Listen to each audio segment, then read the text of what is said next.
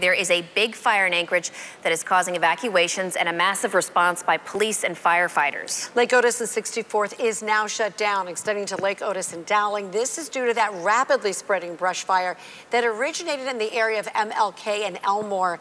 The large brush fire is now moving rapidly toward the southeast. For the latest, we turn it now over to Taylor Perez, who's at the scene. Taylor.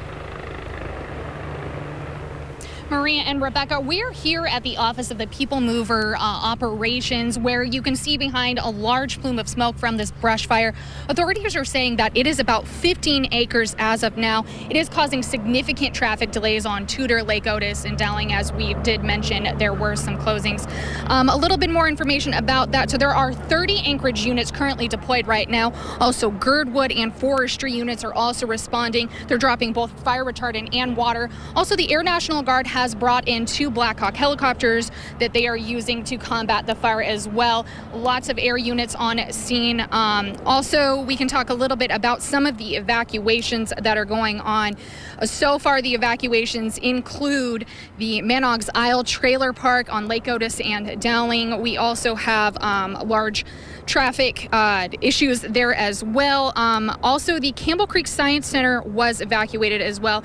If you are experiencing some evacuations, you can go to Wendler Junior High. That's where they're operating the evacuation center. Also, in recent developments, it looks like ABC Elementary was evacuated as well.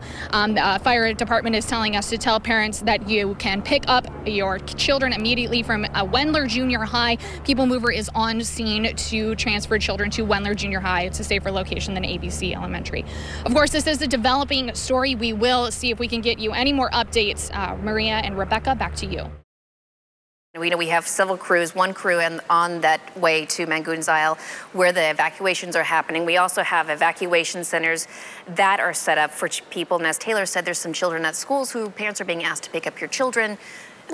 We also talked about how short-staffed originally we were. We're getting Canadian Forces hotshot crews are now coming in from the Glen Ellen area. Here's the press conference. You can elect not to give the non-emergency line a call, 311. Please refrain from doing so. And I'm going to turn it over to Chief Jody Hetrick to give us an update on the situation. Hey, good evening, everyone. First, as before, we have lots of assets on scene, so I will echo what Manager Falsey said. If you can avoid that area, it would be really important to our crews. We have Anchorage Fire Department crews on scene. We also have requested or have resources from Joint Base Elmendorf Fire Department, Chugach Volunteer Fire Department, the Division of Forestry, and the American Red Cross. So we've called in lots of extra assistance to help with this. Division of Forestry responded. They have a significant number of resources coming in. They know that this is a really dangerous fire for us in this point in time, puts lots of people at risk. So they came in, they've provided helicopter support and also brought in 3 water tankers who have already made drops. You can see a couple of people are still around here, but this is just one of the setup areas that officials and firefighters are working from. All of these yellow hoses are filled with water. Here's a tanker coming in.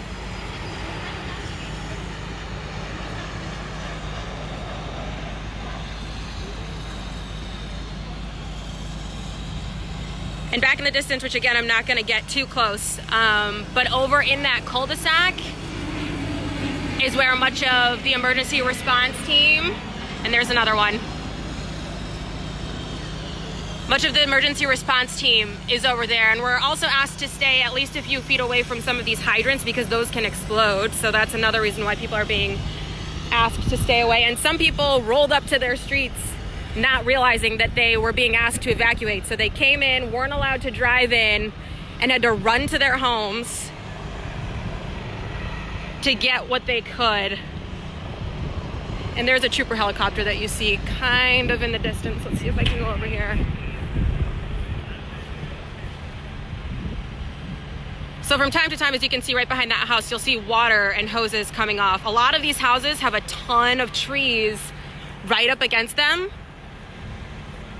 which can create hazards. So there is actually, from what I saw earlier, a line of firefighters kind of over on this other end across the street. I'm pointing to it right now. On the other side of those houses are a bunch of crews who are dousing this area with water.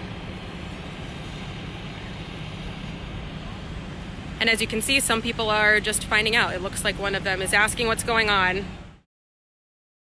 We have a live picture of that fire. Now, from the far right of your screen, if we take a look at that, that's where the fire started. You can see it spread and the drift of some of that smoke. Now, the good thing is the winds aren't very strong, but in the vicinity of the fire, they often can accelerate those winds just by the fact that it is burning. And we're going now to the bus barn. That's about the area where you can see the fire, and that's where Taylor Perez is for a quick recap of what she's seeing there. Taylor. Maria and Rebecca, air operations continue. It looks like they're still dumping water and fire retardant on the area, but it has significantly slowed down from when we initially got here. Definitely a testament to the incredible work of the several agencies that were involved. The biggest takeaway is that from what we've heard from the fire here is it's definitely dry. Fires can start here very easily, but also the APD wants to remind onlookers that if you are in the area to please continue moving. You could impede emergency vehicles. That's one of the biggest takeaways from the events here.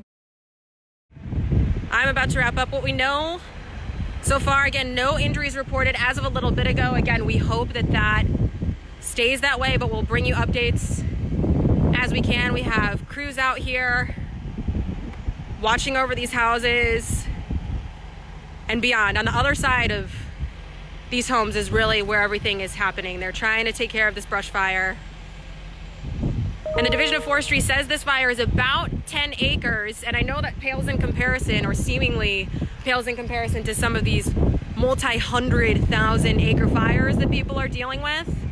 But obviously this is in a very populated area. We've had super dry conditions. And I believe Wendler is actually opening up as an evacuation center for anyone who needs it. So whether you just need a place for a little while or you need it for a long while, they are opening Wendler up to help anyone who needs it.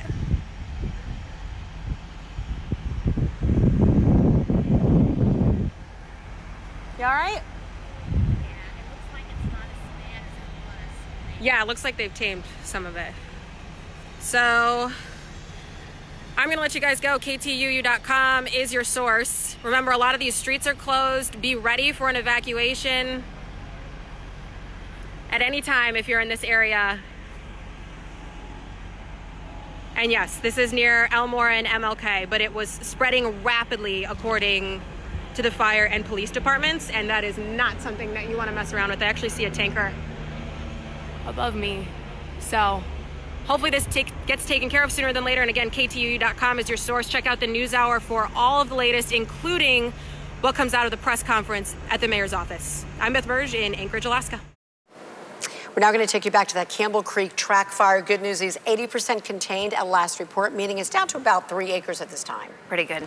Taylor Perez says she has an update for us tonight. Taylor, what's the latest?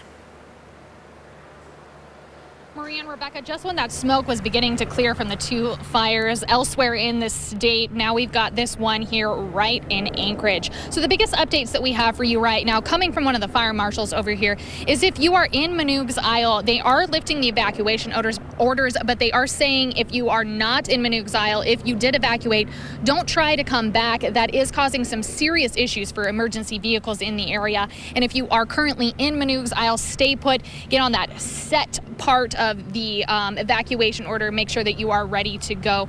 Also, another update for you, they're saying that the spread of the fire has been contained. They don't anticipate the fire to spread any further, but they are going to keep road closures in place until they can officially say that the fire is 100% contained.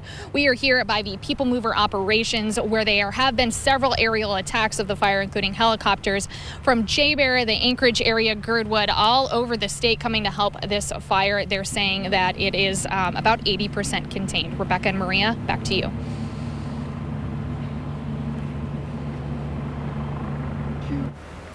It's interesting when you look at these live shots, including behind Grant here, you can see the fire and the smoke kind of pluming up behind them. And we are really lucky, Grant, that this was contained so quickly. It could have gone so much worse. What updates do you have for us over there, Grant? Well, you're so right, Maria. This could have been a whole lot worse. Chief of Anchorage Fire Chief Jody Hedrick just updated us here at the Emergency Management Center in Anchorage. And right now, we still don't have any word on what caused this fire, but a lot of the same information that you just heard from Taylor Shee reiterated. It's 80% contained. And if you live in the area, the evacuation notice has been lifted, but you need to stay on alert and be prepared to leave if you are asked to again.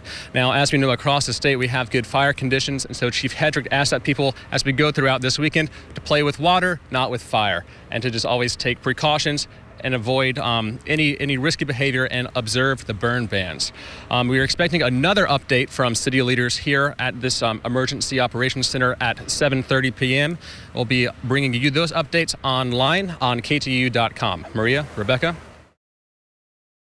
When we first arrived on scene, you could see large flames, big plumes of black smoke coming over the top of this building. Firefighters were actively fighting the fire at that time. And now, as you can see behind me, relatively little smoke in the area. It's just a true testament to the absolute impressive nature of all of the agencies involved. Currently, there are still several agencies on site. We know that the Division of Forestry will be the agency involved in the mop-up area. We've got still several agencies on site here working, and more of a command center here. There will be a press conference at this location a little bit later on in the evening. Rebecca and Maria, back to you.